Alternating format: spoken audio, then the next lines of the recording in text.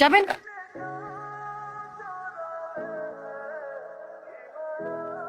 High খালি যাবেন? হ্যাঁ যাবো তো। কোথায় যাবেন? বিয়েবাড়ি ক্যাম্পাস। চলেন। কত? যা দিবেন তাই। না না না, আগে ক্লিয়ার করেন কত টাকা নেবেন, পরে আবার ঝামেলা করবেন। আমি ঝামেলার মানুষ না, আর ভাড়া কত ঠিক জানি না। আচ্ছা ঠিক আছে, পরে কিন্তু কোনো ঝামেলা করতে পারবেন না। এই ভাই এটা বামে রাখেন তো। ভাই আমি সবাইকে ফোন দিছি, সিএমকে ফোন দিছি, সবার নাম্বার বন্ধ, ব্যস্ত সবাই। এখন আমি কি করব বল? আমি কেন খালি ফেলে নিয়ে যাব? আমি তোদের সবসময় বিপদে আপদে পাশে ছিলাম না, আর আজকে তোর আমার সাথে এমন করলি। সমস্যা নাই, সময় দিন আমারও আসবে, আমিও দেখাই দিব। আচ্ছা কি হয়েছে আমাকে বলতে পারেন? আমি আপনাকে কি বলবো? আপনি আমাকে কি হেল্প করবেন? আপনি রিক্সা চালান, রিক্সা চালক, আমার প্রেজেন্টেশনই সমস্যা করছে আমার। রিক্সা চালককে এত ছোট করে দেখছেন কেন? আমরাও মানুষ, অন্যরা যা পারে আমরাও তা পারতে পারি। আর কখন কাকে কার কাজে লাগে কেউ বলতে পারে না। আমার আমার অ্যাসাইনমেন্ট আর 2.5 ঘন্টা বাকি আছে। এদিকে আমার বন্ধুদের কারো কোনো খবর নাই। ওরা বলছিল যে ওরা আজকে আমার অ্যাসাইনমেন্ট করে দিবে। বিয়ে করেন? হ্যাঁ। ল্যাপটপ আছে? হ্যাঁ। ঠিক আছে চলেন। কোথায় যাচ্ছেন আপনি? দেখি কি করা যায়, আসেন। কোথায় আসবো? আপনি কি আমাকে ভয় পাচ্ছেন? কি আশ্চর্য, ভয় পাবো কেন? তাহলে আসেন, বসেন, ল্যাপটপটা দেন আর ফাইলগুলো দেন।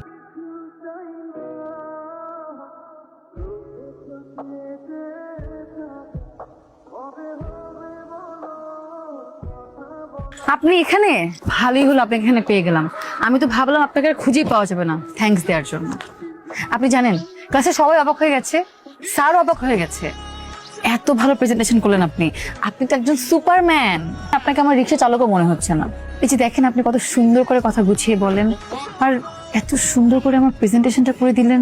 কিভাবে করলেন? এসব ভেবেও অবাক হবেন, জীবন বাঁচানোর যুদ্ধে কত শিক্ষিত লোক রিক্সা নিয়ে রাস্তায় নেমে যায়। বলেন কত টাকা দিব আপনাকে? দেন যা দিবেন তাই। আচ্ছা আপনার ভাড়াটা কালকে দেই। কাল? কাল তো মনে হয় থাকবো না। আচ্ছা আপনি কোথায় থাকবেন বলেন, আমি নিজেকে দিয়ে আসবো। ভয় পাবেন না, আমি আপনার টাকা নিয়ে পালাবো না। আমি এই বিল্ডিং এ থাকি, আমি নিজেকে কালকে দিয়ে আসবো। বলেন। আচ্ছা ঠিক আছে, তাহলে আপনি কোথায় থাকবেন বলেন, আমি চলে আসবো। তাহলে কালকে আমাকে সকাল 10টায় ক্যাম্পাসে নিয়ে যাবেন, ঠিক আছে? সানিরা আসতে চাচ্ছিল। না, সানিকে আমার পছন্দ না, শেষ কথা, এখানেই শেষ। সমস্যাটা কোথায় সেটা তো বলতে হবে। আমার পছন্দের মানুষ আছে। সকালে এক কথা, বিকালে এক কথা, তোর কথা সত্য মিথ্যা কিছুই তো বুঝতে পারছি না। মা এটা সত্যি সত্যি সত্যি, 5000 সত্যি। আচ্ছা তোর পছন্দের মানুষের নাম কি? কি করে? মা ও রিক্সা চালায়, ওর নাম জসিম বন। কি কি শুরু হলো আমার বাসায়? 5000 টাকা দাও তো। কালকে না 500 টাকা নিলি, আজ আবার 5000। প্রতিদিন কি একটা করে শূন্য বাড়বে নাকি? কালকে 500 টাকা এখনো আছে, আর আজকে টাকা নিচ্ছি একজনকে দিব তাই। তাছাড়া একটা কাজও আছে। ও মেয়ে নষ্ট করলা তুমি, আর সব দোষ আমার। তার নাকি আবার রিক্সাওয়ালা পছন্দ। খুব ভালো কথা। আগামী সপ্তাহের মধ্যে ওই ছেলেটাকে কোথাও ডাক, আমাদেরও কথাবার্তা বলতে হবে। আর দেখি তোর পছন্দের রিক্সাওয়ালার মধ্যে এমন কি আছে যা অন্য কোনো ছেলের মধ্যে নেই। চলে এসেছেন, আজকে আপনাকে নিয়ে সারা শহর ঘুরবো, আর আপনার সাথে কিছু জরুরি কথাও আছে। আমি রিক্সা বেশি সময় চালাতে পারি না, ওই পা ব্যথা করে, নতুন চালক তো তাই। আচ্ছা তাহলে রিক্সাটা পাতে তো অটো রিক্সা নেওয়া যায় না? না আমি তো অটো রিক্সা চালাতে পারি না। আচ্ছা ঠিক আছে, তাহলে আমরা কোথাও বসে কথা সেরে নিব, চলেন। আচ্ছা তাহলে আমাকে কি করতে হবে? কিচ্ছু করতে হবে না, আপনি শুধু আমার মা বাবাকে যে বলবেন আমাকে আপনার পছন্দ, কিন্তু আপনার বিয়ে করতে একটু সময় লাগবে। তারপর কি হবে?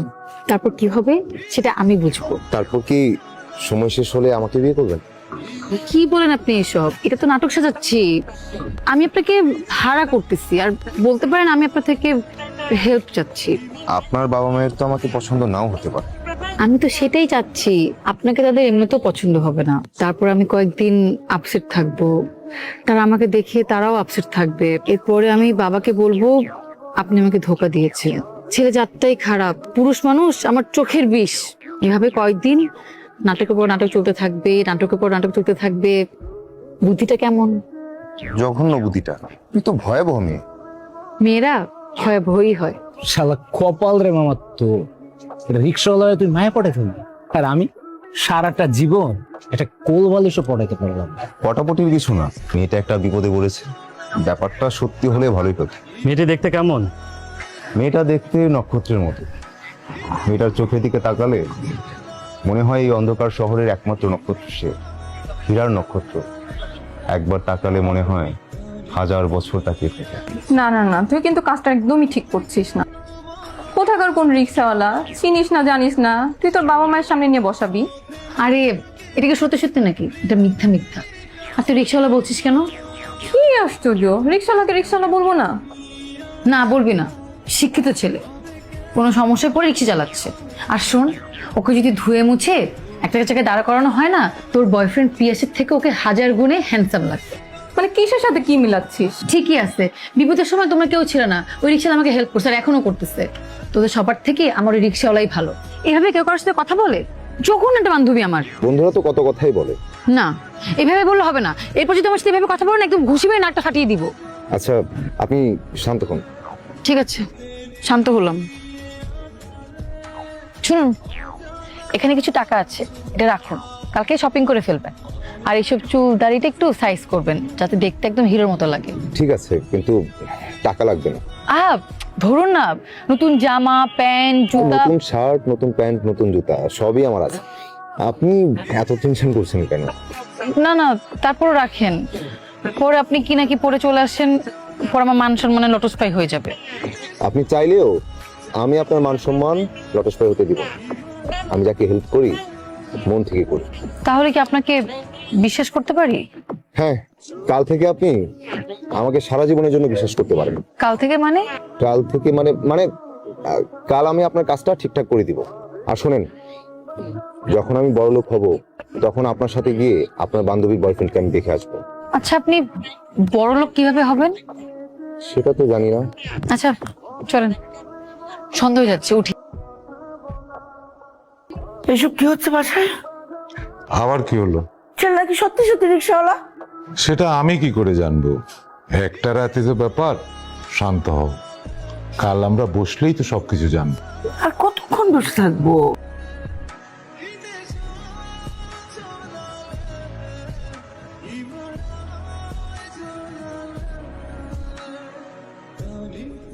জামা কাপড় ঠিক আছে?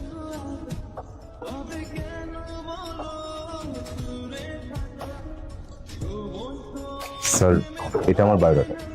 তোমার মা বাবা কোথায় থাকেন? ঢাকাতেই? না আন্টি, কানাডায়। এমনিতে কি করো তুমি?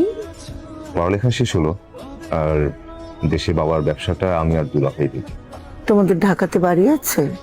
জি কয়তলা বাড়ি? আন্টি, বাড়িতে 4টা, যেটাই আছে সেটা 6 তলা।